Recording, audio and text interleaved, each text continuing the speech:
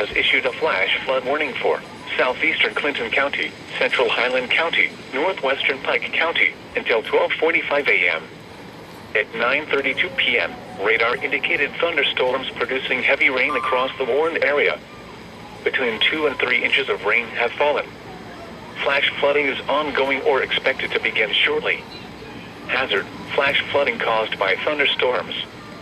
Source: radar.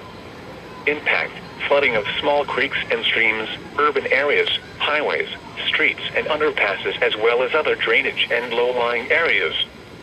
Some locations that may experience flash flooding include Hillsborough, Lynchburg, Leesburg, New Vienna, Marshall, Rocky Ford Point, Highland Holiday, Cynthiana, Kincaid Springs, Russell, Highland, Sinking Spring, Rocky Fork Lake, Highland County Airport, Rainsboro, Samantha and Paint Creek State Park. Move to higher ground now.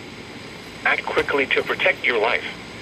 To report flash flooding, go to our website at weather.gov/ILN and submit your report via social media when you can do so safely.